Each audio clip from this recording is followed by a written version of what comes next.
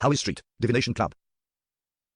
Klein pressed down on his half-top hat and walked along the stairway towards the main door. He wasn't dressed in his usual formal wear. Today, he was wearing a white shirt and a light-coloured vest, paired with a thin black windbreaker, making him look more spirited than he had before.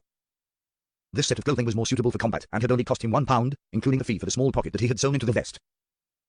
Compared to the suit he had purchased, it was so cheap that it brought tears to his eyes. He stroked the revolver in his holster, as well as the metal bottles in his tiny inner pocket. Klein then took out the portrait and entered the Divination Club. Without any surprise, he met the beautiful attendant, Angelica. "Good afternoon, Mr. Meritti. I thought you would come only a few days later." Angelica was taken aback at first before she immediately revealed a brilliant smile. Klein took off his hat and sighed. "Good afternoon, Miss Angelica. I had a dream at noon. I dreamed about Mr. Harness Vincent and matters regarding him. You know that, as a fortune teller, I absolutely cannot overlook any dream. It could be a revelation from the divine." Confused by his charlatan-like words, Angelica nodded in thought and asked out of curiosity, "What did you dream of?" "I saw Harness Vincent arguing with someone." Klein passed her the folded piece of paper in his hand. As Angelica unfolded the portrait, he pinched his glabella and observed the colour of her emotions. This person, Angelica looked at the realistic portrait and slipped into deep thought. Klein saw her emotions turn into a thinking blue, a normal reaction. This person, Angelica muttered once again. She slowly looked up and said, "I've met him before." Klein's mind whirled as he immediately asked, "When was it?" "I can't remember the exact date. Maybe a month ago. I saw him send Mr. Vincent to the door, and they were softly discussing something. I have a deep impression of him because of his thick and messy eyebrows, as well as Mr. Vincent's rare smile," Angelica described as she recalled. "Yes, he had a pair of greyish blue eyes and, like most men his age, had little hair on his head." "Did you meet him again before or after that?" asked Klein gently. Angelica shook her head. "No, I am certain of that. I don't even know his name. To be honest, if it wasn't you, I would have suspected that any person showing me a portrait like this is a policeman investigating Mr. Vincent's death. Hey, I don't find it odd no matter what revelation you receive, for you are a true seer." "My apologies. I am a policeman," Klein retorted silently as he sighed and said, "A true seer would understand how minuscule he truly is compared to the vastness of fate. We can only see a hazy corner, forever receiving revelations, but never answers. We must reflect upon them constantly and keep up our respect and fear. We must decipher these hints with caution and not see ourselves as the intelligent ones who have taken control of fate." By summarizing what he had figured out over the past few weeks, Klein suddenly realized that his spirit vision turned clearer. He could even faintly make out the details within Angelica's aura. At that instant, he felt like a short-sighted man who was wearing glasses that suited him. This has my seer potion begun to produce clear signs of digestion. Klein was stunned in disbelief. "I never imagined that a seer like you can still maintain such fear and respect towards fate." "It's truly admirable," said Angelica earnestly. She had seen too many people in the Divination Club who claimed to see through the truth and change fate after learning a few divination methods. Klein retracted his gaze and chuckled. "The more you know, the better you can understand how small we truly are." As he was saying this, he checked his body's condition and reflected on his past experiences. He could basically narrow the essence of the acting technique to actions corresponding to the name of the potion, understanding the hidden laws governing the role, as well as strictly abiding by these laws. Only by doing so could he change the state of his body, heart, and soul, making them closer to the remnant psyche in the potion, so as to gradually digest it. The acknowledgement of a seer's identity was only a factor on the surface. The reason why it made one's spirituality feel light had to do with how the feedback strengthened one's affirmation of particular divination actions. And these actions collectively formed the rules for digesting the seer potion. To help others interpret revelations and guide them in a better direction, yet constantly maintain one's fear and respect towards fate. One cannot be too egoistical, too proud, or blindly believe one's interpretations. These are the laws I can think of for the time being, as well as the essence of the acting technique that will guide me towards the future. If it continues to be this successful, I won't need half a year. Perhaps in 2 or 3 months, or even 2 to 3 weeks' time, I'll be ready to completely digest the potion." That sign was extremely obvious. It's no wonder the mysterious Mr. Zarathal said that the Beyond will clearly sense it when the potion is fully digested. There's no need for anyone to teach them. It is what it is just like now. Although my spirit vision has been enhanced a little, I know very well that this is only a pit stop in the digestion process and not the final destination. With this in mind, Klein couldn't help but thank the suited clown for teaching him with his life. If it wasn't for him, he would probably spend months at the Divination Club, summarizing the rules of a seer through numerous attempts for better or for worse before he began acting strictly. "Mr. Meritti, I sometimes even think of you as a philosopher," Angelica said with a sigh upon hearing Klein's reply. "In my circle of friends, the term philosopher is used to scold somebody." Klein was in a good mood. With that said, he bowed, wore his hat, and left after bidding farewell. Although Angelica was unaware of the gentleman's name or identity, Klein was in no way depressed. What he learned was sufficient enough for him to engage in the next phase of his plan. 36 Charlton Street.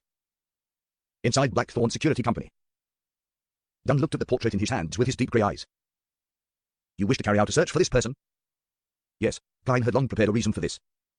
"Captain, didn't I mention that I would head to the Divination Club to observe the reactions of its members on Harness Vincent's sudden death? I didn't discover anything yesterday, but I accidentally found out today that the person in the portrait had appeared with Harness Vincent once and was secretly discussing something with him.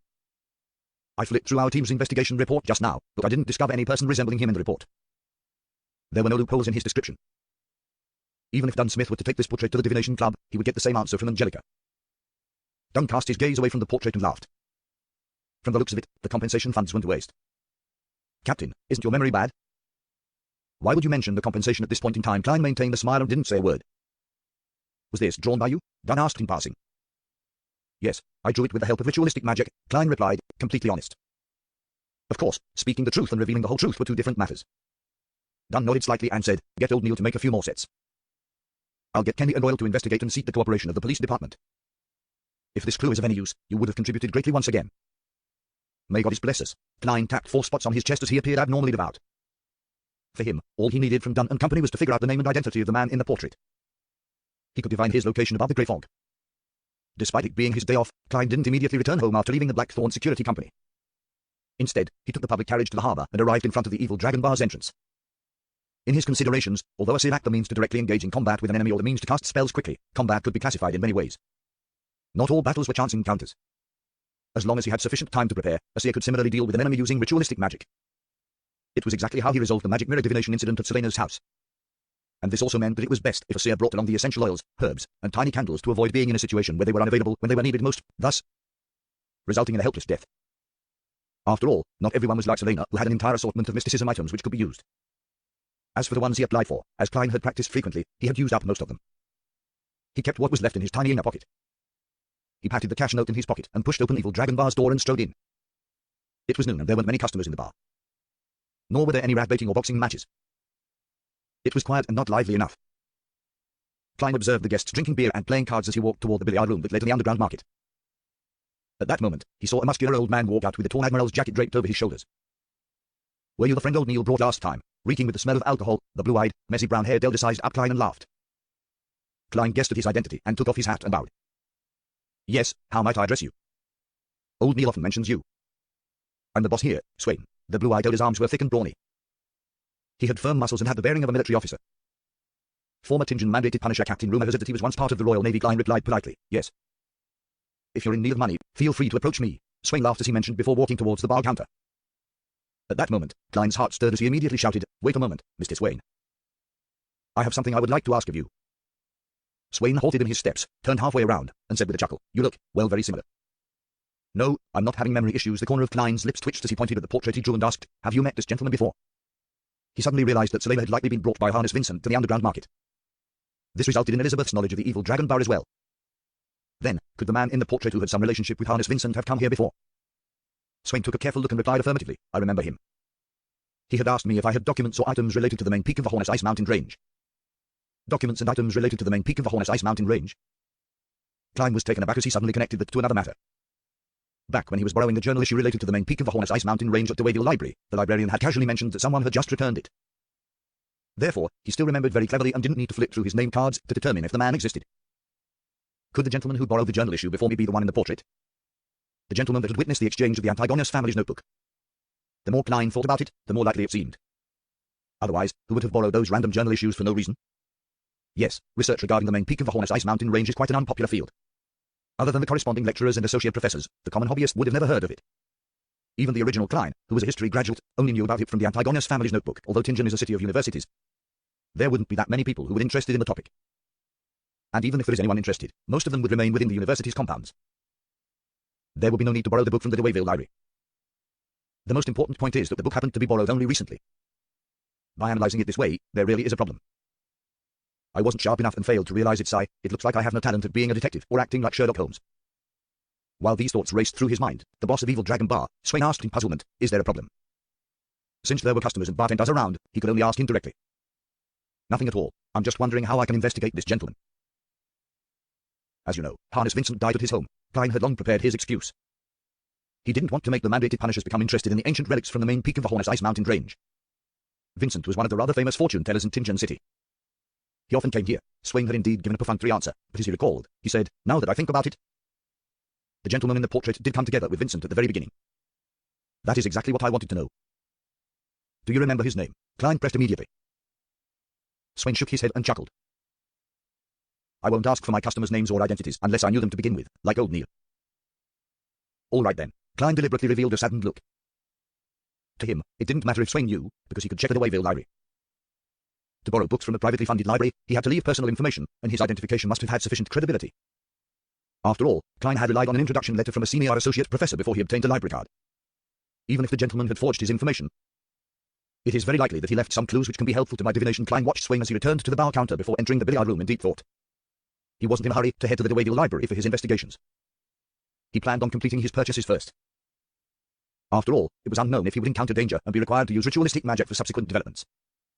After passing through a few rooms, Klein arrived at the underground market. There were a few stalls and customers, a clear indication that it wasn't peak hour yet. Just as he took a step forward, he suddenly saw the monster, Adamizal, who could smell the scent of death, standing in a corner. The young man was pale, and his eyes gave off a hint of terror and madness. He had also noticed Klein as he looked over. As they made eye contact, Adamizal suddenly extended his hands to cover his face. He moved toward the corner of the wall in a panicked state. Soon, he moved to a side door beside him and staggered as he ran out. Is that necessary? I just nearly blinded you the last time, but I didn't do anything seriously. It's as if I'm the devil. Klein's facial expression was somewhat stiff. He shook his head and smiled. He stopped thinking about the monster and came to a stall. He started shopping with a goal in mind. After about half an hour, Klein spent a few pounds, which was most of his secret stash of money. He counted the 3 pounds and 17 soldi he had left, and he felt his heart ache. However, he touched a small metal bottle in the inner pocket of his black windbreaker. This is the floral essence, Amantha, which Madame Dally used previously. This is powder mixed with drago tree bark and leaves. Essential oil, which is extracted from slumber flowers. Dried chamomile petals. This is holy night powder, which I previously produced myself. Klein recalled the items stored in every tiny pocket of his and repeated them. He did it to prevent himself from failing to find the ingredient that he would need at a crucial moment. Relying on his unique traits in mysticism, he quickly finished memorizing them and walked toward the door. Suddenly, he saw a somewhat familiar figure in the corner of his eyes. It was a young lady in a casual green dress. Her smooth black hair was soft and glistening. She had a round face with long eyes. They gave her a sweet look and a refined bearing. It's the girl who was shivering strangely on the public carriage. She does seem fine. I never expected her to be a mysticism enthusiast. Klein slowed down and thought for a few seconds before finally recalling who she was. He had to admit that, other than Justice, who he had never seen clearly, the young lady was the most beautiful girl he had seen ever since he transmigrated into this world. The sweet and refined girl stood before a stall that sold mysticism books and, in a breach of etiquette, kneeled to rub her fingers against an ancient book. The ancient book was bound with a black hardcover. The book cover had the words, Book of Witches, in Hermes. It records the black magic of witches. Although I haven't dared to try them, someone I know did, and it really worked. The vendor seized the opportunity to promote the book. The beautiful lady thought and asked, in your mind, what does a witch look like? A witch, a wicked person who brings calamities, disease, and pain, the vendor answered after some thought. Klein didn't hear the conversation because he had already quickly walked out the front entrance. He was rushing to the DeWayville Library in a hurry to settle everything before returning home to cook dinner for his brother and sister. Tomato oxtail soup was on the menu. Bagland, Crown Turf Club. Audrey Hall wore a long white dress with engagements and ruffled edges, as well as lace around her chest. She stood in a VIP room and watched the horses gallop.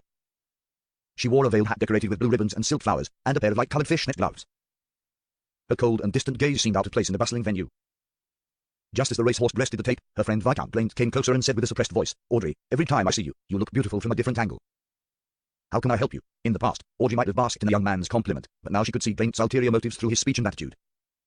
Due to the early passing of Blaine's father, he had inherited his title of nobility at the age of 20. He was a slightly skinny young man. He looked to the left and right, then chuckled softly as he said, Audrey, I know a real Beyonder, a Beyonder that doesn't belong to the royal family. You've disappointed me every time you said that. Audrey looked forward and replied elegantly, really. I swear on my father's name. I have seen his Beyonder powers, Blaine replied with whisper. Audrey was no longer the same as before and which should be excited over the news. She was now a Beyonder, but to prevent Blaine from turning suspicious, she widened her eyes and faked a surprised smile. She asked with her voice trembling, when can I see him? Yes, it'd be great to meet other Beyonders. I can't just solve every triviality through the Tarot Club. Besides, I must gather my own resources to exchange them with Mr. Fool and Mr. Hangman. Not everything can be solved with money, sigh. Now that I've sent out the £1,000, I'll have to be more frugal. Blaine was very satisfied with Audrey's response. He looked towards the racecourse and said, tomorrow afternoon, there will be a literature and music salon at my place. Inside the DeWayville Library. Klein took out his identity card and badge from his pocket and showed them to the few librarians. I am a probationary inspector from the Special Operations Department in the Our County Police. I need your cooperation in an investigation, he said in a deep voice, recalling the police films that he used to watch. The librarians looked at the identity card and badge before exchanging looks and nodding at each other. Go ahead and ask, officer. Klein recited the names of the journals like New Archaeology, and upon finishing, he said, I want the borrowing records of the journal for the last 2 months. He realized that one of the librarians had attended to him before, but it was obvious that the man didn't recognize him. All right, hold on a second. The librarians started searching and quickly found the recent borrowing records. Klein flipped through the records seriously, looking for the man who had borrowed the same journals he did. There weren't many names since there was only one. He had borrowed the journal several times, including the issue that Klein knew of. The earliest entry was at the end of May, and the most recent one was last Saturday, a day before Harness Vincent's death. Klein ran his finger over the borrower's information and memorized it. Cyrus Arapis, cloth merchant, residing at 19 Howes Street. He resides at 19 Howes Street? Whilst memorizing the information, Klein keenly noticed a piece of information. Yes, Welsh stayed on Howes Street. The Divination Club is on Howes Street. This cloth merchant named Cyrus Arapis also lives on Howes Street. From the looks of it, it's nothing strange for Welsh to know Harness Vincent either. They might have even gotten to know each through Cyrus Arapis. Suddenly, Klein felt that he had linked the clues together as his thoughts turned clear. He was originally confused as to how Welsh would be acquainted with Harness Vincent, since this son of a banker wasn't particularly interested in mysticism. To him, money was more important than divinations.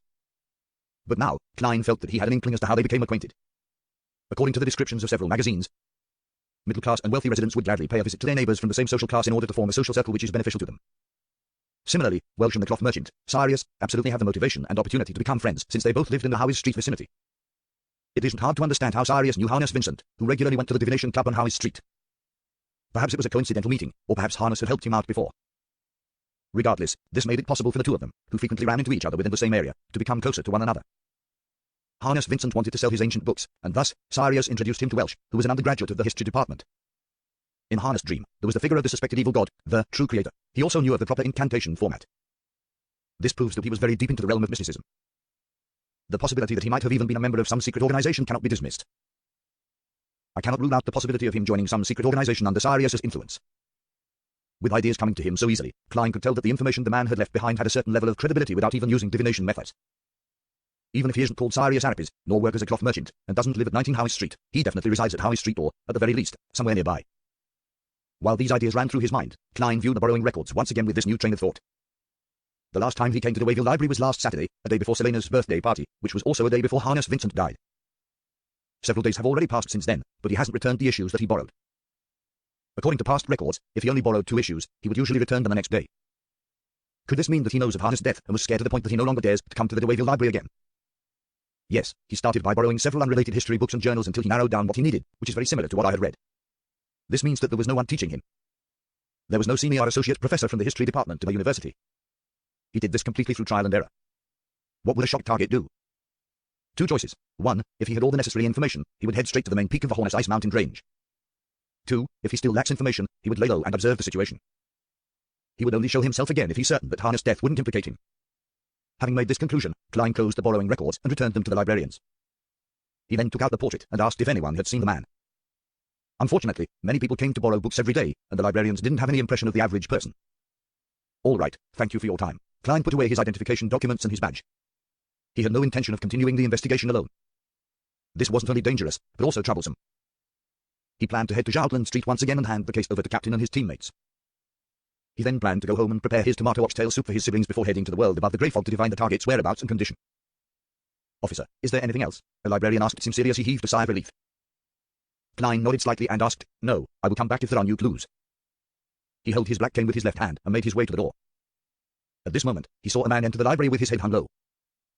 He was dressed in a double-breasted coat, its collars standing tall.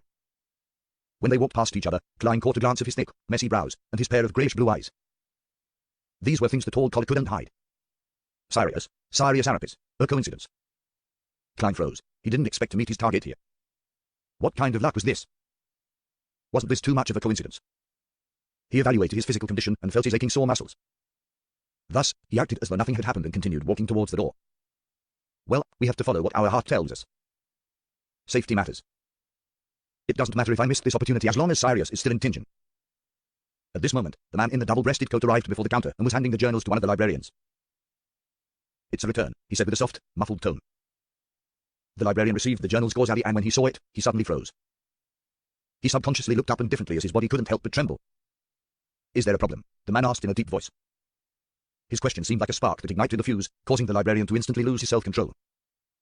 He sprinted to the side and shouted, Officer, the criminal is here. At this moment, Klein, who hadn't left the building, cursed madly in his heart. He instinctively reached for his holster with his right hand and drew his revolver. That man froze for a moment before turning and breaking into a sprint. But he didn't head for the door. Instead, he escaped in the direction of the oriel window to the side, as if he wanted to smash through the glass and jump out onto the street. Klein, who was flustered, turned his head to see the scene when he felt a sudden calm. He realized that even though he was afraid of the target, his target was more afraid of him. The man must be unable to determine my abilities in such an abrupt meeting. He isn't clear on what I'm adept in, and so he will instinctively avoid a direct confrontation and look for other ways to escape. Confident of his analysis, Klein lifted his revolver and pulled the trigger. At that moment, the man in the double-breasted coat abruptly rolled onto the ground in an attempt to avoid the bullet. Following up on that, he pressed down on the ground with his right hand and propelled himself into the air towards the oriel window. Click. Klein's first shot was empty. But this was something he had expected. He took advantage of Sirius's inability to dodge while in midair to aim at his torso and pulled the trigger. Bang! The silver demon hunting bullets tore through the air and penetrated straight through Sirius's back. Crash! The glass shattered and Sirius flew out the window, leaving drops of crimson blood on the crystalline glass fragments and windowsill. Klein was no longer afraid now that the target was injured. He ran over and jumped out the window with the help of a chair. This was the area lining the back of DeWayville Library's ground floor. A row of trees isolated a lush green field. The injured Sirius was running to the side, in an attempt to enter a small alley between two buildings. Having not practiced shooting at moving targets, Klein didn't dare to fire blindly. He could only carry his cane in one hand and his gun in the other as he pursued the man in a black coat. Tap, tap, tap. He followed the trail of blood on the floor and tried to close the distance. With the corner coming up, the injured Sirius' speed became slower and slower. Klein, who had been waiting for an opportunity to capture him, suddenly felt a little afraid. He felt as though the man in front of him wasn't human, but a wolf or a tiger, one that harbored terrifying dangers. This was an instinct he had as a seer, and also a warning given to him by his spirituality. Klein immediately slowed down, his eyes scanning the blood on the ground. Compared to the blood he had seen earlier, Sirius's blood was now black. At this moment, a violent wind overwhelmed him. Sirius's face was reflected in Klein's eyes. Thick, messy brows, greyish-blue eyes. Multiple protruding warts, an open mouth with two rows of white teeth. Sirius was launching a counterattack at this moment. This made the face reflected in Klein's eyes more visible. He could even smell a particularly putrid stench. Sirius pounced a distance of 7 or 8 meters, far more than any normal human being could jump. But as Klein had stopped chasing him just in time, there was still a distance of nearly 10 meters between them. When the distance was shortened to 2 meters, the sticky saliva caused by drool and the disgusting dense warts formed a harrowing scene that made Klein's nerves tense up. Without thinking, he seized the opportunity of the temporary immobility caused by Sirius's pounce to raise his right hand. He fired without stopping, allowing the bullets to rain down on the target's head. Bang, bang, bang, bang. Shooting from such a close distance allowed the silver demon hunting bullets to drill through Sirius's head. Blood splattered everywhere as his face became more and more mangled, until he staggered backwards. Klein had emptied the bullets in his revolver in an instant. He subconsciously wanted to take a few steps back in order to confirm the results of this battle. But at this moment, Sirius gave Klein the shock of his life by trying his hardest to stand up straight. Klein abruptly lifted the cane in his left hand. Smack. The sturdy silver inlaid black cane struck Sirius's neck, leaving a dark red mark. Smack, smack, smack. Klein acted on instinct, raining blows on his opponent until Sirius collapsed stumbling onto the ground. Huff, puff, huff. Klein supported himself with his cane and took deep breaths. His eyes were trained intently on his target, afraid that Sirius would suddenly jump back to life. At that moment, Sirius' head had basically been smashed into a pulp, and the warts gradually receded. His body stopped moving after a few convulsions. Klein was in no hurry to examine the corpse. Instead, he tossed his cane to the side and took out the demon-hunting bullets he had on him and reloaded his revolver. After doing this, he collected himself and fought back his disgust, kneeling down to search the pockets of Sirius's double-breasted coat. 1 pocket, 2 pockets, 3 pockets. Klein soon found a bloody-stained wallet, a DeWayville Library card, 2 pairs of brass keys, an unstuffed smoking pipe, a sheathed dagger, and a few letters that were folded neatly. Laying everything onto the ground except for the letters, he stood up straight and looked at the wallet. He confirmed that there were only 10 plus soldi and some copper pennies. The craftsmanship of the wallet is quite exquisite. It's such a pity, Klein sighed, feeling a little distracted.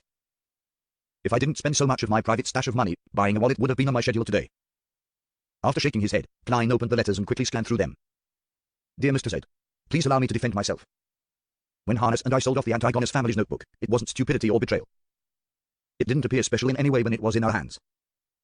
I suspect that it's a lie, and that it's a wicked item armed with a certain life and wisdom.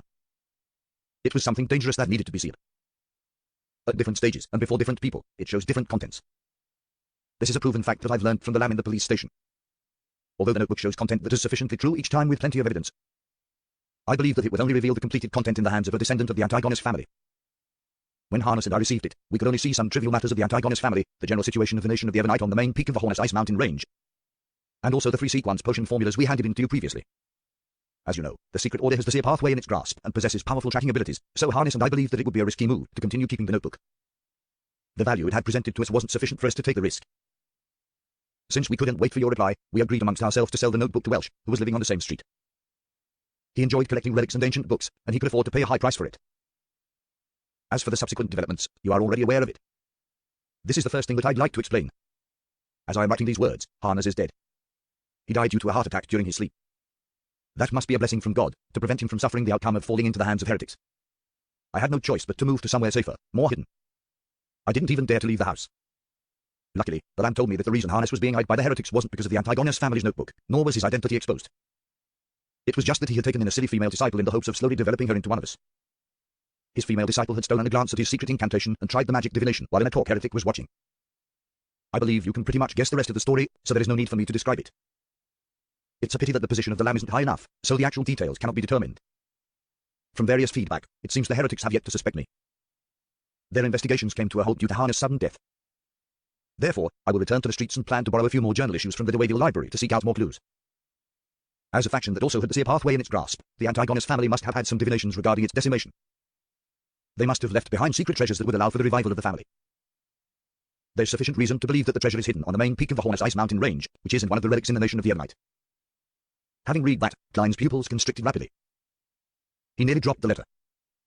The pathway that the Antigonus family had in its grasp was the Seer pathway. What a coincidence. Thunder seemed to boom in Klein's head again and again, that left him in a daze. He felt as though it was destiny. The notebook that led to the original Klein's death and indirectly helped me transmigrate originated from the Antigonus family that has the Seer pathway in its grasp. The one that eventually made me choose the Seer potion was the Emperor Cell's diary.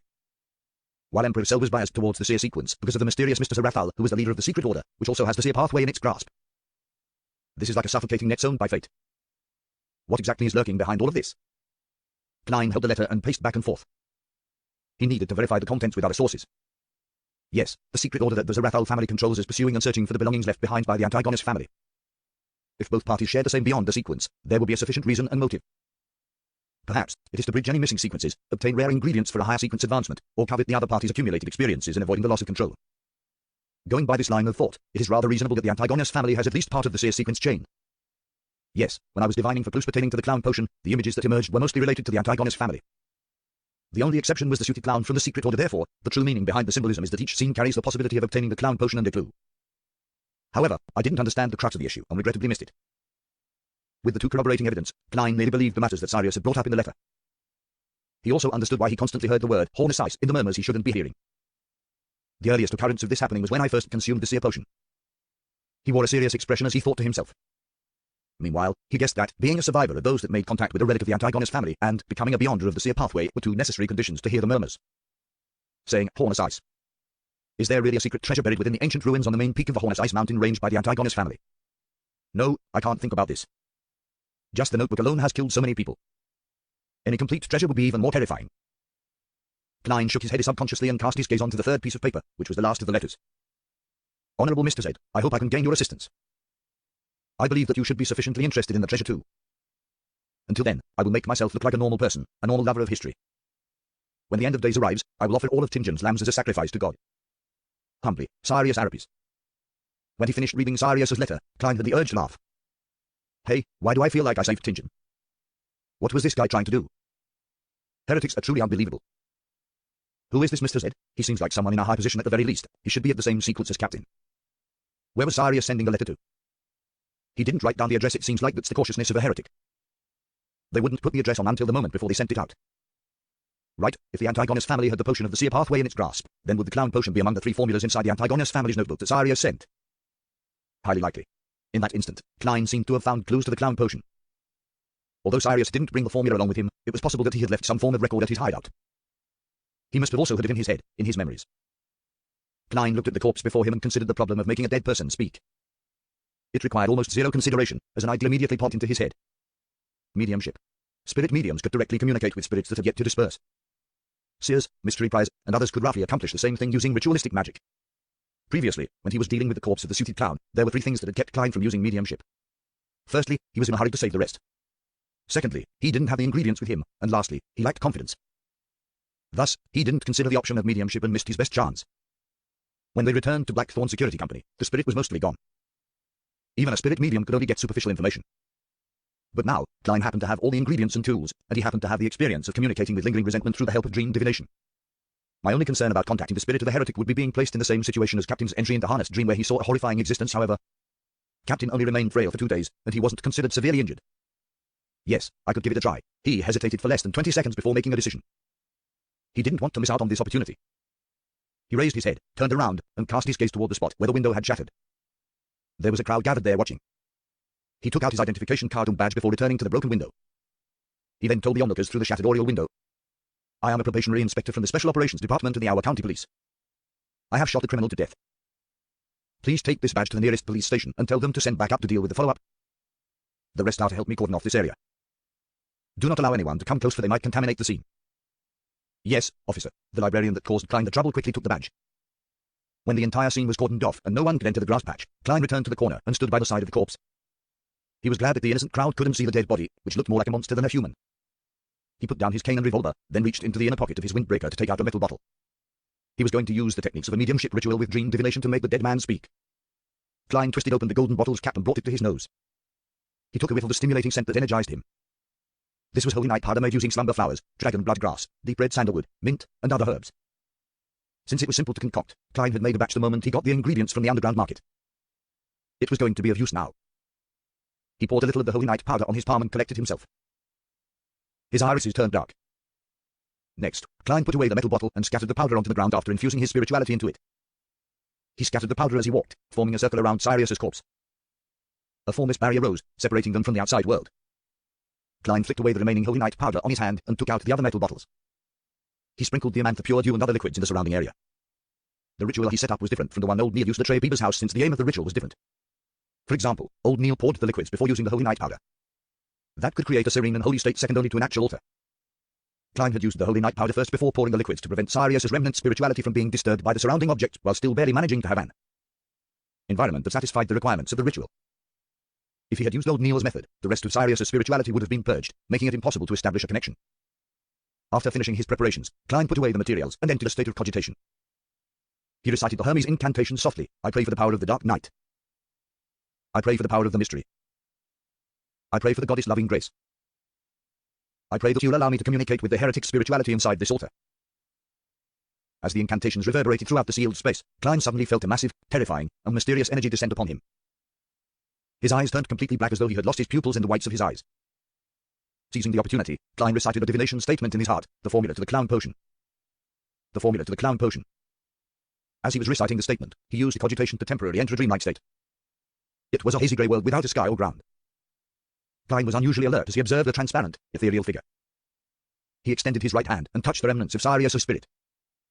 The scene in front of him changed with a rumble. It was a study table painted with dark red paint. There were 3 candles on a silver candle stand, as well as a blank piece of paper. Sirius had a pen in his hand. He wrote in Loan language, "This is the second formula. Its name in the notebook is Clown. 80 milliliters of pure water, 5 drops of apple juice, 7 grams of black-rimmed sunflower powder, 10 grams of golden cloak grass powder, 3 drops of poison hemlock. These are the supplementary ingredients.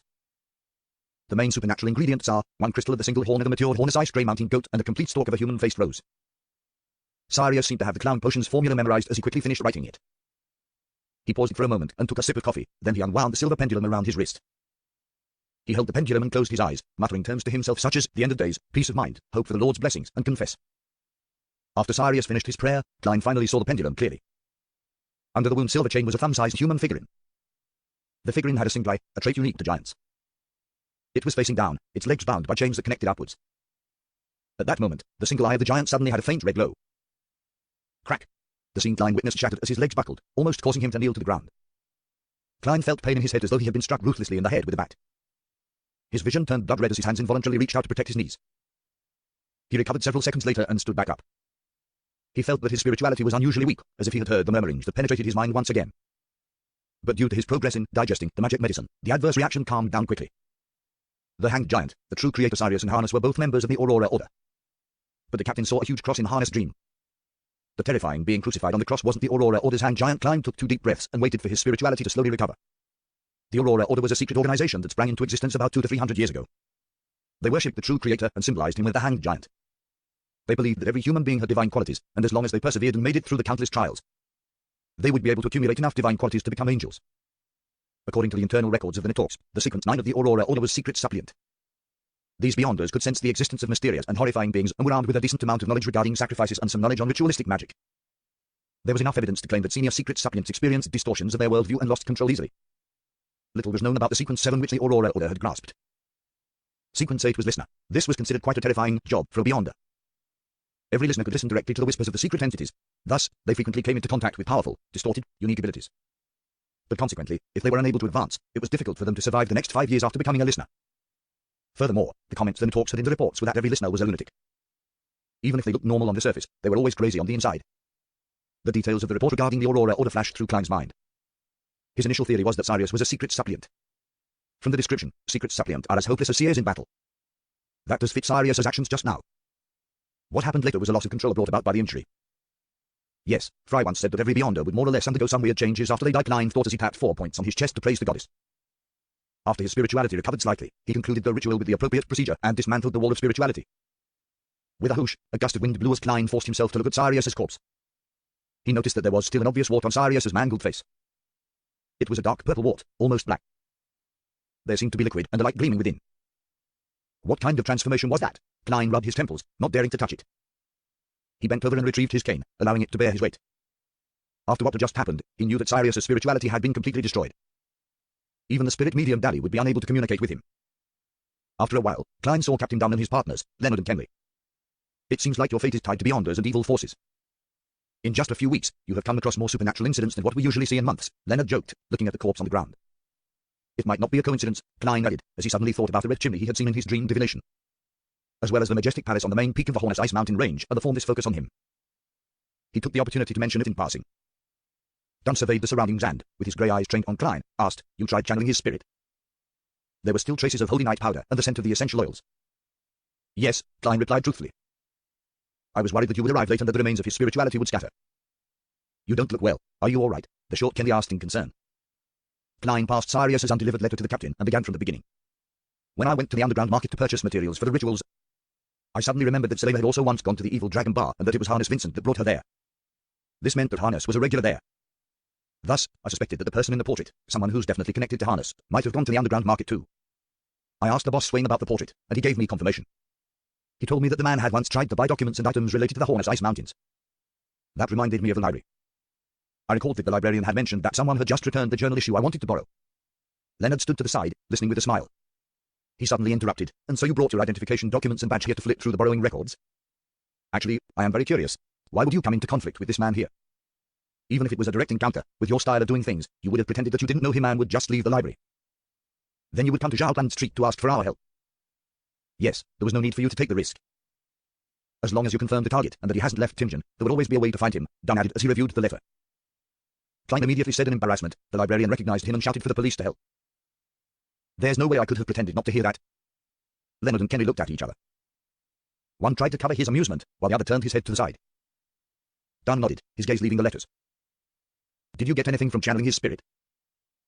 "I saw a pendulum that took the shape of a hanged giant. I saw a blood-red glow flash in the giant's only eye before I was forced out of the ritual," Klein described honestly. He didn't want to talk about the clown potion for the time being as he had two considerations.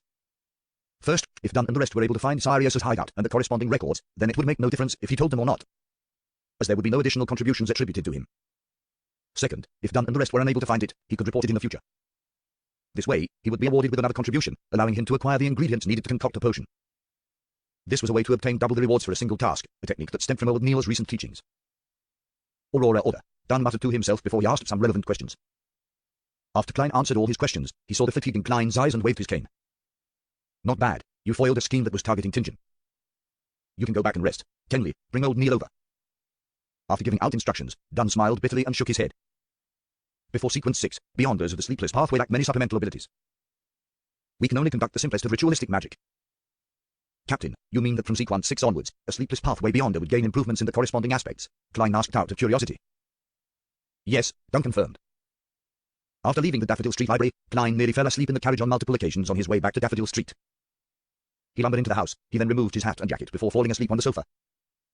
Sometime later, he woke up abruptly, took out his pocket watch, and snapped it open.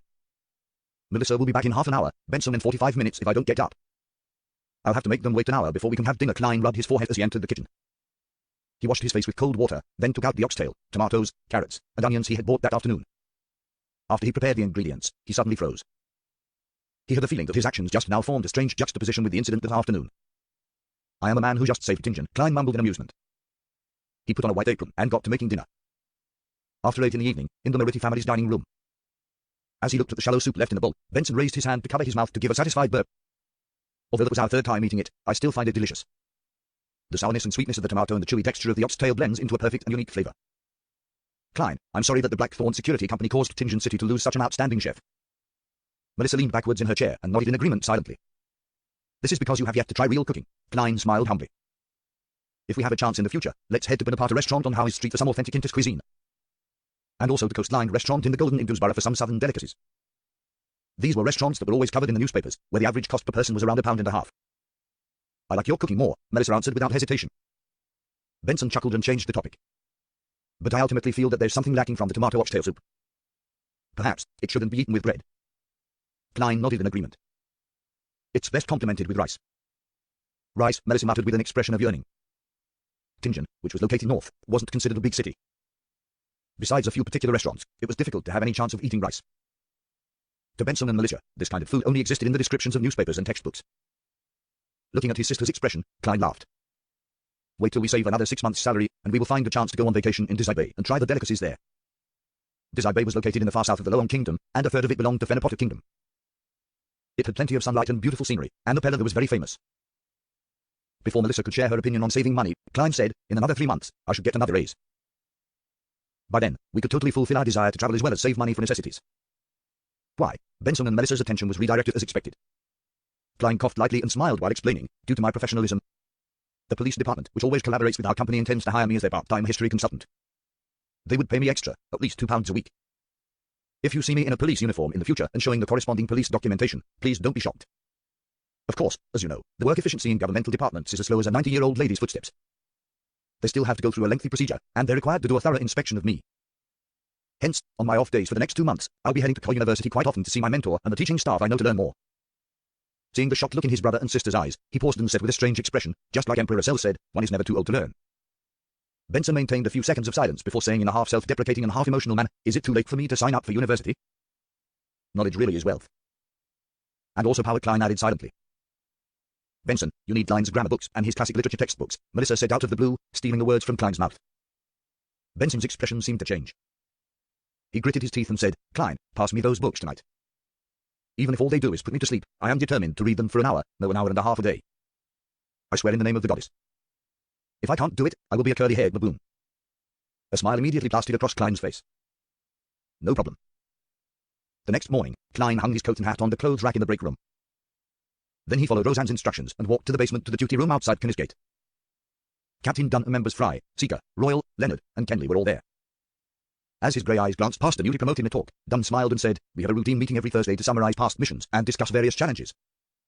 I am a man who has endured the test of many regular meetings as well, Klein lampooned. He found a seat and joked, do I need to introduce myself? Dunn smiled and turned to look at Kenley. Briefly tell us about the investigation of Sirius Arabes. Kenley was also a Nitork who had been promoted from a member of the civilian staff. He wasn't very tall, his brown hair was quite thick, his body size was average, his muscles were very toned, and he looked like someone who was smart and capable. He thought and said, with old Neil's help, we found Sirius' secret hideout. There were many books and items at the scene. From them, we can be certain that Sirius was one of the underground members of the secret organization, the Aurora Order. He was also a secret suppliant. There's sufficient evidence to show that he and Harness Vincent sold the Antigonus family notebook to Welsh. Those who don't remember Welsh can ask Klein about him. We found valuable items, including 3 sequence potion formulas, which are sequence 9 Seer, sequence 8 Apprentice, and sequence 8 Clown. The subsequent task is to use Sirius' social circle and the letters we found to locate other outer circle members of the Aurora Order. The focus of our search will be directed at the heretic who has infiltrated the police department. Also, people who were in contact with Harness need to be reinvestigated. Dunn nodded lightly and looked towards Klein. As you heard just now, we've obtained the Clown potion formula, but are unable to determine if it's real. We have to wait for the Holy Cathedral to give us feedback. In the mission relating to the Aurora Order, you have made a crucial contribution. Plus, given that you shot a member of the Secret Order, it won't be long until you accrue enough contributions to be promoted. But, I have to remind you that not everyone is like Dally. You have to suppress your desire and wait for 3 years. In order to avoid losing control, you can't allow your mindset to be affected by our discovery of the Clown potion formula. Captain, you don't understand how magical it is to act. I have already confirmed the authenticity of the Clown potion formula using divination above the grey fog last night. Klein nodded obediently. I will keep my emotions in check. Then Seekatron, the quiet midnight poet with white hair and black eyes, said, we still haven't found any clues regarding Instigator Trice. I suspect that he has already fled from Tingen. After they were done exchanging their new information, Klein left the duty room and found old Neil to continue his mysticism lessons. In the afternoon, he went over to his combat teacher, Gawain, to do basic strength, endurance, and overall coordination training. With the sun still up and bright at 5. Klein took off his training costume, took a quick shower, and changed into his original clothing. He then took the public carriage to Bezique Street. He hadn't forgotten about the red chimney that he had seen in his dream divination. Nor did he forget about the man that he suspected to be a member of the psychology alchemists who had bought supplementary ingredients for the spectator potion in the underground market. These things would be inconvenient to investigate in his role as an talk. Number 27. Henry's Private Detective Company. Oop, it's here. Klein found a private detective company according to the newspaper's descriptions. It was said to be trustworthy. He put on a mask, lowered his top hat, and flipped up his collar. He walked up the stairs and came to the company on the second floor. Knock, knock, knock. He knocked on the door that was half closed. Please come in, said a voice that seemed to be affected by phlegm. Klein lifted his cane and pushed the door to enter. He saw the detective company using an almost open layout. There were 4 employees sitting at their respective seats partitioned into small cubicles. Hi, I'm Detective Henry. How may I help you? A man in a white shirt and black vest greeted him. He held a smoking pipe in his hand, and he had a prominent jawline, blade-like eyebrows, and dark blue eyes that sized up his client. Klein used the collar of his windbreaker to block half of his face as he spoke. I have 2 matters to entrust to you. How are your rates? That depends on the difficulty of the task. Detective Henry retracted his gaze and pointed towards the sofa in the guest area. Let's talk over there. Klein followed him to the semi-partitioned area and sat on the single-seat sofa. He didn't take off his coat, nor did he take off his hat and mask. He purposely made his voice hoarse and said, First, I need you to help me find a house with a chimney that looks like this, as well as information on who the owner and current tenant are. As he spoke, he took out a neatly folded paper. When he opened it, there was a chimney with its colour noted down and its surrounding scenery. This was the drawing that Klein completed by using the uniqueness of the area above the grey fog and the method of praying to himself. What a great drawing, Detective Henry complimented subconsciously. He then knitted his eyebrows and said, This is not complicated but very tedious. It would require a long time and a large amount of manpower. I understand. Klein nodded lightly. Detective Henry pondered for a moment and said, £7. The price for this job will be £7. In addition, you have to give me at least 2 weeks. All right. Second, help me find this gentleman and find out his identity. The only thing I know is that he occasionally appears at the Evil Dragon Bar near the Harbour Borough. And he must not detect any men you send. He is very sensitive and he has terrifying observational skills. Klein took out the second portrait. He intended to get in touch with a member of the Psychology Alchemists to see if he could find any valuable information and materials. For example, perhaps a formula that could be exchanged with justice. £3. Such a mission would cost about £3 or £4. Your outstanding drawing skills will help my assistant and I save time, Detective Henry replied skillfully. £10 in total? Klein found the price upsetting. Detective Henry took a puff on his pipe and said, Yes, and you need to put a deposit of £2. When there's progress, you'll need to pay another £3 to £5. The rest of the payment can be made when the mission is completed. Then I shall come next week to check on your progress. Klein didn't haggle over the price to prevent the observant detective from remembering any of his characteristics. After they signed a standard contract, he took out 2 £1 notes and passed them to the detective. He only had £1 and 17 solly left from his savings. As Detective Henry watched the man wearing a gauze mask and a black windbreaker with its collar raised leave in a hurry, he had a suspicious look in his eyes as he smoked his pipe. Why is he looking for a house that has that kind of chimney? He must be an artist, or at least a professional sketch artist of some sort. In the afternoon, in Viscount Glaint's luxurious mansion, Audrey, with her maidservant in tow, followed etiquette and passed her hand to the host. She looked at him, giving her hand a quick peck. Your beauty accentuates my salon. Glaint first gave a compliment as usual. Then, he lowered his voice and said, The lady is already here. She's a beyonder and also an author. Author? Audrey asked casually as she observed Glaint's reaction. Subsequently, she didn't have to mind the presence of her maidservant, Annie, since they chatted about ordinary topics. Glaint straightened his body and chuckled. Yes, I believe that you have read her works in the past. She wrote the book, Sternwind Mountain Villa, which was highly acclaimed for the past 2 months. I enjoyed that book, especially The Calm Lady Sisai, Audrey replied with a faint smile. Meanwhile, she was rolling her eyes at her own hypocrisy inwardly. That was because her latest hobby had nothing to do with novels. She had stopped reading Sternwind Mountain Villa a month ago. Her progress stopped at the 1/3 mark. Ever since she joined the Tarot Club and acquainted herself with the powerful fool and became a real beyonder, she had been immersing herself in mysticism knowledge. She had been systematically learning about psychology and had lost interest in other activities. Smiling, Glaint guided Audrey to a sofa in the hall. I am sure that Miss Forswall will leave a good impression on you, for she is just like Sternwind Mountain Villa's Lady Sisai, calm, intellectual, and lazy. Also, my dear Miss Audrey, are you going to play the piano for us later? That is the greatest compliment for a novel and literature. Audrey looked at the side profile of Glaint's face. His expression, tone, and body language all conveyed his intention to flaunt himself. He wants to use me to show off, Audrey thought to herself, as if she had just met this good friend of hers for the first time. She maintained her elegant smile and said, My music teacher, Mr. Vicanal the pianist, said that my standards have deteriorated recently and needs more practice. All right. Glaint was just about wondering what to say when he suddenly saw a lady taking desserts from the long table. Audrey, this is Miss Forswall, the author of Sternwind Mountain Villa. Audrey looked over. Miss Forswall was about 23 years old and 1.65 meters in height. She was wearing a pale yellow dress with frills. Her brown hair was slightly curly. She looked over with her pale blue eyes as Glaint introduced her while wearing a smile that appeared ruminative.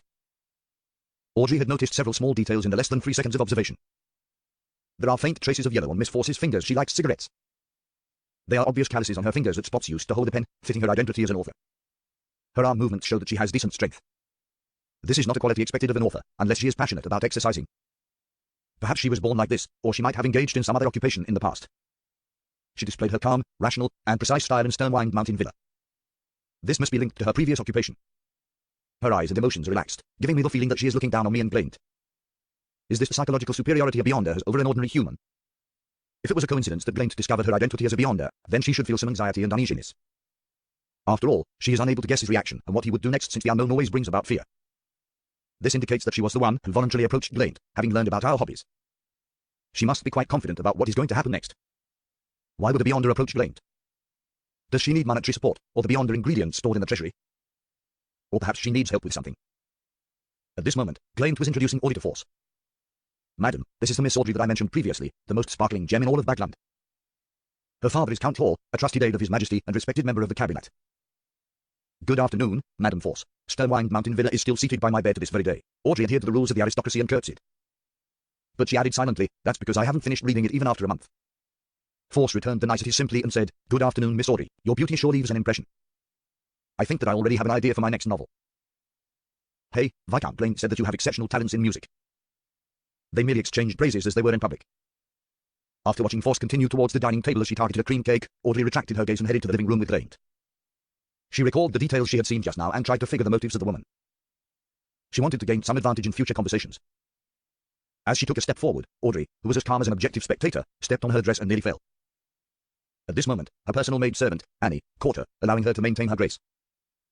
Miss, the unique design of this dress means that you cannot walk too quickly. Annie pulled close to Audrey's ear and reminded her softly. I know. Audrey nodded in reply, her face flushed red. I was too absorbed in observing others that I forgot to look at where I was placing my foot, she silently complained in resentment. Audrey met with many other esteemed authors, critics, and musicians for the rest of the salon, always maintaining her sweet, elegant smile. Finally, after her facial muscles began turning sore, she saw Viscount Blaint's signal. She waited for a few minutes and gave the excuse of needing to use the washroom. She lifted her dress and stood up slowly to leave the salon. After confirming that there was no one tailing her, she made her way to the study on the first level and told her maid-servant Annie, I have something to discuss with Blaint. Guard the door for me. Do not let anyone enter. All right. Annie didn't feel that the request was strange, for she knew that Audrey and Viscount Blaint shared similar hobbies and would often discuss mysticism in a private setting. Audrey entered the study and locked the door. She saw Blaint seated behind the desk while playing with a pen. Force Wall was standing in front of the bookshelf, nonchalantly flipping through a book. I'll introduce you both again. Madam Force, a true Beyonder. Blaint put down his pen and walked over. Is that so? Audrey intentionally exaggerated her feelings of doubt. Force returned the book to its original position and turned around with a smile. It looks like I have to prove myself. She walked over to the door and extended her right palm, grabbing the handle of the door. Suddenly, Audrey's vision blurred. It was as if she witnessed Madam Force turn incorporeal as she passed through the door. She was shocked. Concentrating, she realized that Force was no longer standing in her original position. A few seconds later, the door handle turned. The locked door was opened just like that. Force Wall smiled as she walked in from the outside. Audrey's maid, Annie, who was not far away, didn't seem to be aware of what had happened. What a magical ability, Blaint exclaimed. Audrey took in a deep breath and said, I have no more doubts. At the same time, the ability Force had displayed allowed Audrey to confirm what her true motives were, since acquiring money or materials would be no trouble for a Beyonder like that. Blaint doesn't have any beyond regards. Force wants to use the statuses and resources available to Blaint and I to achieve something. Audrey tried her hardest to act as a spectator. Force chortled and said, let us interact with honesty. We do not have much time left. I was once a doctor at a clinic and was given an opportunity to become a Beyonder. That was more than 2 years ago. I hope that you can do something for me, and the reward I will give you is allow you to join the ranks of true Beyonders. I will sell you the formula of a particular sequence potion and its corresponding materials. Upon hearing such a promise, Blaint could not help but ask, what do you want us to do? I have a partner who's in jail now, awaiting the final verdict. I hope that you can save her, regardless of the methods used, Force said simply. Audrey frowned. Madam Force, the abilities you have demonstrated should be better suited for the task. Force laughed and shook her head. No, that is not the case. She cannot pass through the places that I can. I can only go in regularly and chat with her. Also, I think that risking my life to save her is not a good idea. Life is short, but there is much for us to do. Audrey observed Force's face and body language. She considered her words before asking, I understand. What crime is your partner being locked up for? Force's expression immediately turned a little awkward. My partner is a very respected person who can make others comply from the bottom of their hearts. She is of good character and kind. Well, it was the means she used to convince a thug was a little over the top. After handing out commission, Klein followed his original schedule of mysticism lessons in the morning and combat lessons in the afternoon. The regularity of his life almost made him forget that he was a member of the Nitorks. The curse of often encountering supernatural incidents seemed to disappear as well. It was Saturday, his turn to guard Kenneth Gate. You can enjoy the coffee I left here or the black tea in the clerk's office. Dunn surveyed the room with his deep grey eyes. Klein, who had already given an excuse to his siblings, nodded in joy. "All right, Captain. You sure are a generous gentleman." Dunn laughed. "Those will help you relax. Being tense all the time is not good for your health." He took his hat and cane and walked toward the door. As he was exiting the door, he suddenly turned around and said, "I forgot to remind you. Do not open Kenny's gate no matter what you hear, unless it is opened from the inside. Remember, no matter what you hear, no matter what happens." "Captain, that's a little scary." Klein tensed up instantly. He felt the darkness of the basement triumph over the light of the gas lamp. Despite not being dawn yet, the well-ventilated but quiet and dark underground was illuminated by gas lamps. The dim yellow light emitted from the gas lamps were protected by glass, allowing them to steadily shine throughout the empty and quiet tunnel. Klein sat in the duty room and casually flipped through the newspapers, magazines, and books piled before him. He directed some of his attention outside, to prevent anyone from charging inside the Knish gate. His windbreaker and top hat were hung on the clothes rack near the entrance, while his cane was leaning against the wall where it could be easily retrieved. The rich aroma of coffee filled the air, and Klein couldn't help but take a whiff. He massaged his temples to fight against the heavy head feeling he was experiencing and the weariness of his body. As a college student back on Earth, he often slept at 5 in the morning and woke up at noon, while staying up all night during the past 2 to 3 years of working life, to the point of being able to attend work energetically the next day. However, it was all thanks to the games that were too exhilarating, novels that were too interesting, television shows and movies that were too entertaining. This world obviously didn't possess any of the necessities needed for staying up all night. Seriously, Emperor Cell, if you want to posture, do it properly. Pour your limited life into an unlimited enterprise. Lead the people of this world into the information age. Klein muttered silently. He could only console himself that there were at least newspapers, magazines, and increasingly interesting novels. At first, he wanted to focus on his studies to restrain his sleepiness. However, practically speaking, it conflicted with his duty. Once he entered that state, he would easily overlook any movements outside and any changes to the situation at the Knish gate. Phew. Klein picked up his coffee cup and carefully blew at it. He took a sip and let the fragrant taste swish around his mouth before letting the liquid slowly flow down his throat. Thermo coffee from the Paz Valley, very bitter but very refreshing. Klein gave a compliment and put down his coffee cup. The Paz Valley was located in the southern continent, a region that produced high-quality coffee beans. It was currently being fought over by the Intis Republic and the Loan Kingdom. They both built colonist settlements on the left and right banks of the Paz Valley, and had destroyed the original Paz Kingdom. In the eerie silence, Klein casually picked up a magazine and realized that it was Ladies' Aesthetic, which talked about fashion and dating. "This must be from Roseanne," he murmured in amusement as he flipped through it with his interest piqued. Maybe it was due to the sudden advancement of camera technology in the past decade or so. Not only did the magazine use a lot of illustrations, it even used monochrome pictures as their content, just like the newspapers. They fashionably invited the famous play and musical actors to model the charms and the magical pairing of the clothing. In a short span of 7 years, the new regional background magazine became a mainstream magazine that spread across the nation. "The dress looks nice. She's pretty too." Klein flipped through it casually and didn't hide his aesthetic inclinations. He was a man that had matured normally both in body and mind. He had always appreciated beautiful ladies, but he had long set his goal to find a way home. Hence, he tried his best to keep his distance from the opposite sex, so that he didn't waste the other person's time or leave behind any emotional baggage. As for streetwalkers, he was quite a germaphobe in that aspect. Benson and Melissa were already shackles that couldn't be removed. He could only find the means to make it up to them in the future. Klein suddenly felt his heart heavy and he couldn't help but let out a sigh. The further he strayed away from home, the more he felt melancholic during quiet late nights. He suddenly lost his interest in looking at beautiful women and put down the magazine in his hands. He picked up a novel instead. Sternwind Mountain Villa, author, Force Wall. Klein read the content on the cover. The tranquil night, dim yellow light, and the leather-bound book reminded him of his younger days when he rented books. Hence, he continued to read simply because of nostalgia. Sternwind Mountain Villa was a novel about Lady Sisai, who was 1.65 meters tall and weighed 98 pounds. It was a story of her embarking as a home tutor in the Far Eyes Mountain Villa. 1 pound is about half a kilogram. Is this Jane Eyre of an alternate world? Klein caressed his fingers against the smooth paper as he began making guesses of the subsequent content. However, just as he thought it was a romance novel, an evil spirit emerged in the story. When he believed that it was a ghost story, Lady Sisai revealed herself as a detective and made a marvelous deduction. Just as Klein felt that it was definitely a detective novel, the main male character took a heavy blow to the head and lost his memory. Then, it became a heart-rending drama. In the end, it's still a romance book. Klein closed the book and drank a mouthful of coffee. Thump, thump, thump, thump. A ferocious knocking was suddenly heard as it reverberated in the dim and quiet empty corridor. Klein jumped in shock as he immediately turned tense. He instinctively drew his revolver from his armpit holster, adjusting the cylinder and hammer. Then, he slowly walked to the door and looked for the source of the sound. Thump, thump, thump. Bang. Bang, bang. The thumping became more and more intense. Klein looked in the direction of the sound and saw the black outward swinging gates that were engraved with 7 sacred emblems. Sounds from beyond the Knish gate. He squinted his eyes and his heart was beating like a drum. Bang, bang, bang. Klein saw Knish gate shake gently, and he sensed the massive impact it was withstanding. It can't be, right? I'm encountering something on my first day on duty. Did I get an unlucky constitution after I transmigrated? Klein's right hand broke into cold sweat as it held the revolver. Very soon, he recalled the captain's instruction, do not open Knish gate no matter what you hear, unless it is opened from the inside. Ah, could this be a normal phenomenon? Klein suddenly calmed down. Bang, bang, bang, thump, thump, thump. The commotion beyond the Kennys Gate grew in intensity, but the heavy black metal gates only shook. Otherwise, it didn't show any unusual signs. This is normal. I nearly died from the shock, Klein muttered, before he prepared to return to the duty room. Just then, he heard a sharp grinding noise. He looked at the heavy Kennys Gate bulging outwards as a crack appeared on its surface. Zing. In the jarring noise, Klein's almost fixed eyes saw a figure. Its height was about the length of a man's arm, and it was wearing a classic, black, miniaturized regal gown. There was an obvious stain on the gown.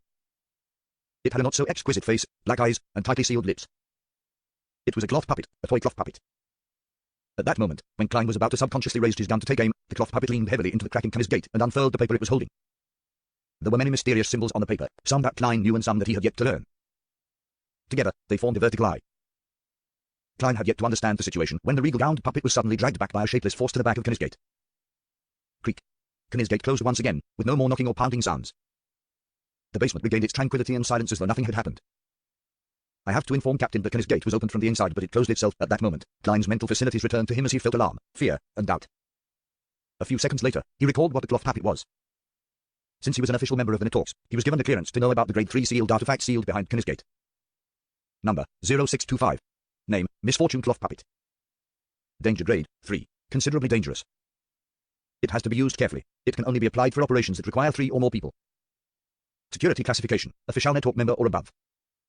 Sealing method, only needs to be separated from humans. Description, the cloth puppet is wearing a regal gown which was popular in around the year 1300. The gown has a stain that is almost impossible to remove. It is uncertain if the stain was present from the very beginning.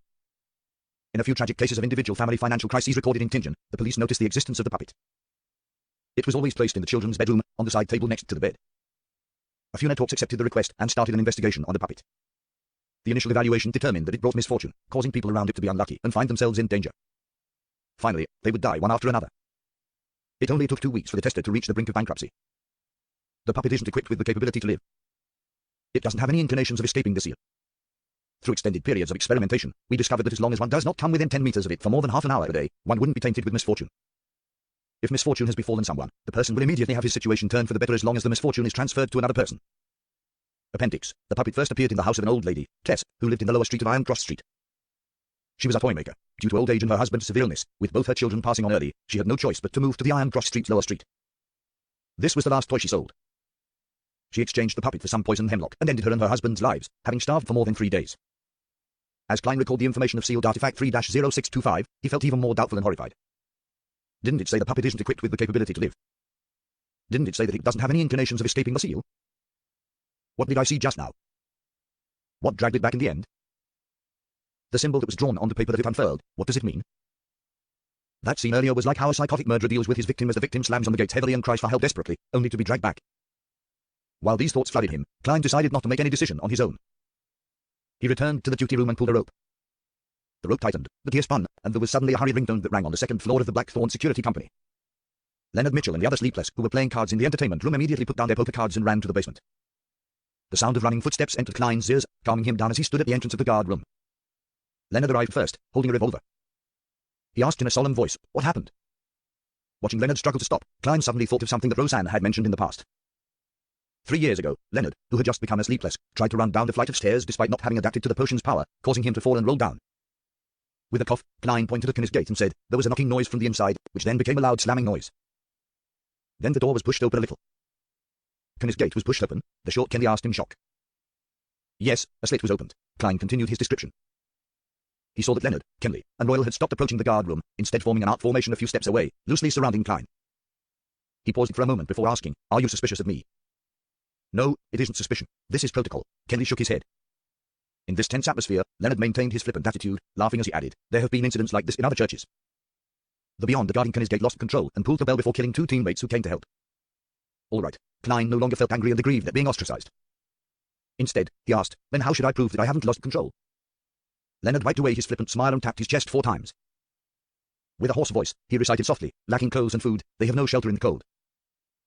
They are drenched by rains, and huddle around the rocks for lack of shelter. They are often snatched from the breast, hope lost on them. They are the poor that have been forced off the proper path. The Evernight did not forsake them, but bestowed them with love." The holy, yet pitiful prayer reverberated around the basement, making the bodies, hearts, and souls of everyone present feel purified and tranquil. Seeing Klein not display any abnormal reactions, Leonard stopped his recital and smiled. There's no problem. You are still our trusted partner. Madame Royal, who had been quiet all this time, looked at Knights Gate and asked, what did you see when the gate was pushed open? I saw a misfortune cloth puppet, the one wearing the black classic regal gown, 3-0625, Klein replied, still a little fearful. But 3 seconds later, a formless power pulled it back and Knights Gate was closed once again. What's going on? Leonard, Kenley, and Ron exchanged looks. Hey, we are in the same boat as you. We don't know the true cause. But since Knights Gate is closed once again and there's nothing unusual, we shouldn't enter it at this time.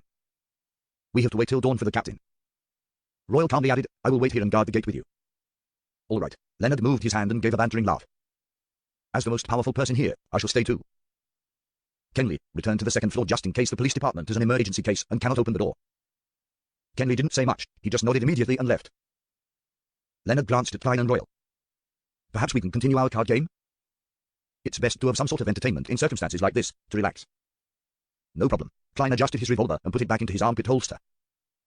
Royal didn't voice an opinion, but instead stroked her smooth, black hair as she entered the guard room.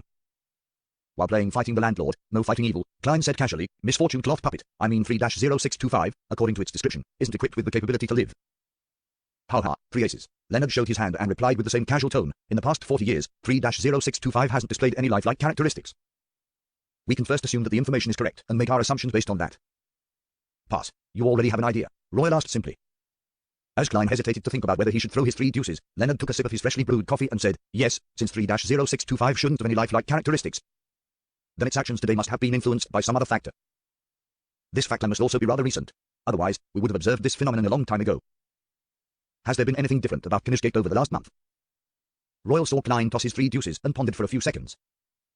There is only one thing different. The Antigonus family's notebook and the sealed artifact 2-049 was stored behind Knights Gate for a night. Leonard looked at the cards in his hand, and as he tapped the table, he said with a smile, if 2-049 can make the misfortune cloth puppet act abnormally, then something similar should have happened behind Backland's Knights Gate a long time ago. So I suspect that the problem lies with the Antigonus family's notebook. Klein thought for a moment and nodded. That is the most likely explanation, Leonard. I never expected you to be this good at deduction. Typically speaking, being a romantic poet and a person with excellent deductive skills was mutually exclusive. That's because he's recently into detective novels, Royal explained indifferently. 2 kings, a straight from 8 to king. Does no one want it? 3 sixes and no more. Upon seeing this, Klein and Leonard fell silent. Having not been concentrating on the game, they forget something important. Royal was the evil in this round. Watching Royal tap the deck, Klein took the opportunity to ask, then what power pulled 3-0625 back? Leonard glanced at him and chuckled. Do you really think that the defensive mechanisms behind Knights Gate only consists of the buried sealed chamber and a few elderly keepers? In reality, when the sun sets fully, the keepers would have already left Knights Gate and returned to St. Selena Cathedral. The power in the gate is strongest at night and is no longer safe for any living creature. The power only weakens when the sun rises again. That is also why the captain asked us not to enter Knights Gate no matter what we hear. In other words, the captain had forgotten to tell me the reason. Klein thought for a bit before asking, defensive mechanisms such as nexus formations. Like magnified versions of amulets and charms. Yes, Royal nodded as she stroked the edge of her cards. There is a reason that Knights Gates are placed in the central cathedral of each city. The gate is maintained by the followers that go to these churches every day. Their sincere prayers allow a part of their spirituality to enter the nexus formations, and from small contributions comes abundance. I see, Klein nodded as he saw that he had a lousy hand. At that moment, Leonard laughed and said, there isn't just one defensive mechanism behind Knights Gate. St. Selena's ashes are buried inside. She was a high sequence beyonder when she was still alive. The ashes of St. Selena, ashes of a high sequence beyonder. Sacred ashes, what use do those have? Klein was as puzzled as he was curious. St. Selena was a devotee when the Church of the Evernight Goddess was being established. She was active during the Third Epoch and her deeds were written in many holy scriptures. Thus, St. Selena was a fairly commonly used name among the commoners who believed in the Evernight Goddess. Leonard seemed to read Klein's mind as he continued. Rumors suggest that the skeleton or ashes of high sequence beyonders still contain incredible power. Of course, those are just rumors. Klein nodded, focusing his attention on the cards in his hand. There were no unusual incidents in Knights Gate for the next few hours, but Klein lost exactly 2 solli. It pained his heart, but Leonard, who fully expressed his romantic poetic vibes while playing, lost 4 solli and 5 pence, leaving Royal as the undisputed winner. The sun has just risen, it's my turn. The quiet author, Madame Secatron entered the guard room at 6. Klein wrote the incident he encountered the previous night into the record book and returned to the Blackthorn Security Company with Leonard and Royal. He felt unusually exhausted, but the midnight poet and sleepless beside him remained energetic. This is the difference between the different sequences. Klein was just about to make his way past the partition and catch up on some sleep at home when he suddenly saw the captain enter. Good morning, Captain. He couldn't help but yawn when he greeted him. Dunn, who was in a black windbreaker, took off his hat and looked at him with his grey eyes. Good morning. You should head back home for some rest. Did anything happen last night? Klein immediately gave a succinct summary of the incident regarding the misfortune cloth puppet and Leonard's deduction. Okay, Dunn didn't give his opinion. He concentrated on making his way to his office. I will send a telegraph to the Holy Cathedral. Klein didn't stay any longer. He slowly walked out of 36 Charlton Street and breathed in the cool morning air. He felt a little more energized, suddenly remembering something he had forgotten all this time. I forgot to tell the captain and the rest about the piece of paper in the misfortune cloth puppet's hands. How could I have forgotten? It was as if some power was influencing me, stopping me from telling this to the other Nighthawks. It has been some time since the Antigonus family's notebook was present at Kennisgate. The misfortune cloth puppet 3-0625 should have been affected long ago. Why did it only show abnormal behavior last night? Was it because it was the first time I was on shift at Kennisgate? It used all of its power to show me the picture on the paper. What is the motive of the Antigonus family's notebook? Has it got to do with my survival despite making contact with it? And that I became a seer? Many suspicions flashed through Klein's brain, rooting him to the spot. He was unsure if he should pretend that he didn't remember anything and make his way home to sleep, or head up and report it to the captain. After thinking for a while, Klein decided to return home to confirm something. He believed that if the misfortune cloth puppet hadn't intentionally shown him the picture on the paper, then the captain and the rest would definitely find traces in their follow-up investigations. It wouldn't matter much if he reported it or not. If it were the converse, it was something worth careful consideration. That was also what Klein wanted to confirm.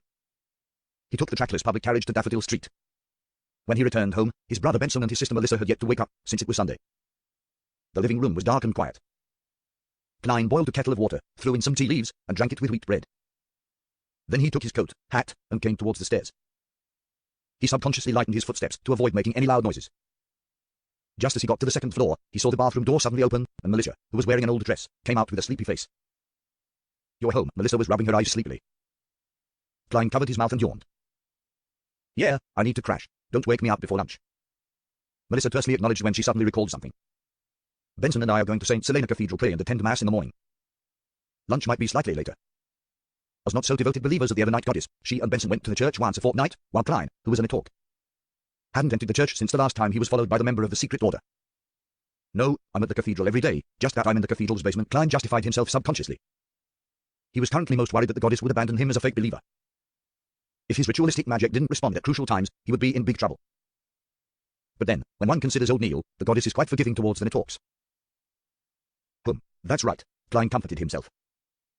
His scattered thoughts flashed past him, and he looked at Melissa. He nodded and smiled. "No problem, I can sleep longer then." Walking past Melissa, he entered his bedroom and locked the door behind him. Immediately following that, he psyched himself up and took out the ritual dagger and created a sealed spirituality wall. He took 4 steps counterclockwise while reciting the incantation and withstood the chaotic roars before appearing above the grey fog. In the illusionary boundless world, he was the only living spirit sitting on the seat of honor at the long bronze table. For nearly a minute of silence, Klein conjured a piece of goatskin parchment and wrote down a divination incantation. The picture that the misfortune cloth puppet displayed. Although Klein had seen the mysterious picture on the paper clearly for a split moment last night, he only managed to remember the rough shape of the picture due to his anxiety. But that wasn't a problem for a seer. He could reproduce anything he remembered and had seen once. According to mysticism theory, one's spirituality could remember everything they had seen. As long as they possessed the appropriate method, they could reproduce the scene whenever they wished. Klein even felt that the theory that spirit medium Daddy described regarding the psychology alchemists made sense. Human memory was merely islands that were exposed above the sea. It couldn't withstand much. Hence, a person's spiritual essence remembered most of the information and turned it into the subconscious, which formed the entire ocean. While spirituality itself, even if it wasn't the entire ocean, also included the entire sea region surrounding the island. After reciting the divination incantation, Klein leaned backwards and fell asleep through cogitation. In the blurry, distorted, separated world, he saw Kennisgate crack open once again as he heard the heavy grinding noises. The puppet in the black classic regal gown leaned into the opening of the door and unfurled the paper that it was holding. On the piece of paper, there were many mysterious symbols that collectively formed a vertical eye. Klein carefully observed the picture before exiting the dream. Then, with the aid of the uniqueness of the world above the grey fog and the memory that had yet to fade, he expressed the image on the brown parchment. The vertical eye looked up at him, looking both sinister and mysterious. Klein thought and wrote below the eye, "This is key to the treasure that the Antigonus family left behind." Putting down the pen, he untied the silver chain that was wound inside his sleeve. As he held it with his left hand, the topaz pendulum stood hung above the divination statement and the mysterious vertical eye. There weren't any obvious movements. Klein closed his eyes and recited the sentence with his mind cleared. After 7 times, he opened his eyes and saw the topaz spinning in small circles in a clockwise fashion along with the silver chain. That meant affirmation. The vertical eye picture is really key to the treasure that the Antigonus family left behind. Klein nodded in deep thought. He tapped his fingers on the edge of the long bronze table and muttered to himself, because of Ray Beaver's death, there are no descendants of the Antigonus family left. Hence, the notebook views me, the seer that interacted with it but remains alive, as its inheritor. It affected 3-0625 and left the key to the treasure with it, only to show it to me during my shift at Kennisgate. There doesn't seem to be any problem with the logic, but it still doesn't seem very convincing. How could the notebook be sure that there are no more descendants of the Antigonus family? And I am totally unrelated to that family. If I share their bloodline, the original Klein wouldn't have committed suicide to begin with. It doesn't seem to matter if I tell this to the captain and the team. Let me look into this. Klein then divined the location of the Antigonus family's treasure. But, unsurprisingly, there was no detailed information. Just like in the letter that Sirius wrote to Mr. Z, Klein could only be certain that the treasure was related to the main peak of the Hornus Ice Mountain Range and the ancient nation of the Ebonite. After he finished divining all the matters, Klein noticed that the crimson star from which he had previously heard prayers was producing a faint fluctuation again. He used the method of answering prayers and touched the illusory star. He saw the brown-haired young man who wore the unique black tight suit again. The young man was kneeling on the ground, facing the pure crystal ball, still muttering about something. Klein, who had purposely learned some Jotum, finally understood one of the sentences. Pray save father and mother. It really is Jotum. Where in the world is Jotum still used? That's an ancient antique that is thousands of years old. What a pity. The mysterious ruler above the giant is totally powerless. I don't have the ability to save them even if I want to. Klein shook his head and sighed. He decided to observe him for a little longer. I'll see what I can do when I master more Jotun vocabulary and can understand what happened to his father and mother. Klein retracted his spirituality, wrapped it around himself, and initiated a descent. When he returned to his bedroom, he dispelled the spirituality wall, changed into old but comfortable clothing, and laid down on the bed to get some sleep. Klein slept all the way till 12:30, which was when Melissa finished preparing lunch and came knocking on the door. After having a fairly sumptuous meal, he saw Melissa bring out her new dress and fishnet hat, looking like she was going out. Do you still have something this afternoon? Klein asked, puzzled. Benson was seated on the sofa, knitting his eyebrows at his grammar books. He didn't lift his head, but answered on her behalf. Mrs. Short from next door told Melissa that there will be a lecture regarding family affairs in the municipal hall in the afternoon. Melissa plans to attend it and learn how to deal with daily household issues. Melissa nodded and said, I got Selena and Elizabeth to join me. That's nice. I hope that the lecturer tells you that a family like us needs to hire at least one maid servant, Klein joked. Noticing that Melissa was about to refute him, he immediately added, we have to invest our limited time into more valuable matters. Melissa was stunned. After a while, she puckered her lips, put on her fishnet hat, and left the house. At 2 in the afternoon, Klein arrived at the Blackthorn Security Company again. Roseanne and Dunsmith, who happened to be in the reception hall, asked in unison, didn't you go home and rest? Klein smiled. I was going to go to the divination club, but I kept thinking about what happened last night, so I decided to come over here first. Has there been any reply from the Holy Cathedral? Dunn shot a glance at Roseanne and turned around silently. He walked past the partition and entered his office. Roseanne pulled her face at his back, then muttered angrily, seriously, Captain. Well done, Klein complimented silently. He held back his laughter and followed Dunn into his office. Klein shut the door, and Dunn sniffed his smoking pipe before he said, the Holy Cathedral has determined that the disturbance was because of the Antigonus family notebook, which they reclassified as a Grade 1 sealed artifact. It's a pity. That means that you no longer have the sufficient security clearance to read it. Grade 1. Highly dangerous. Only the ranks above bishops and their top team captains can know the actual situation. That also means that Captain has no idea what's happening. Highly dangerous. No wonder Klein felt regretful yet relaxed. Dunn gave him a glance and continued. The Holy Cathedral told us to check if there are any other items behind Knish Gate that were contaminated by the notebook. After verification, only 3-0625 was abnormal, and we have already changed its seal. Did you discover anything else? Klein pretended to ask curiously. Dunn shook his head. No. Klein nodded in thought. He didn't continue with the topic. After some small talk, he bade farewell and left for the Divination Club to continue his journey of digestion. In the municipal hall, the 3 best friends, Melissa, Selena, and Elizabeth, sat near the door, waiting for the lecture to begin. If she delivers a bad lecture, we'll sneak out, Selena suggested excitedly. Elizabeth immediately agreed, let's go shopping at Harrods.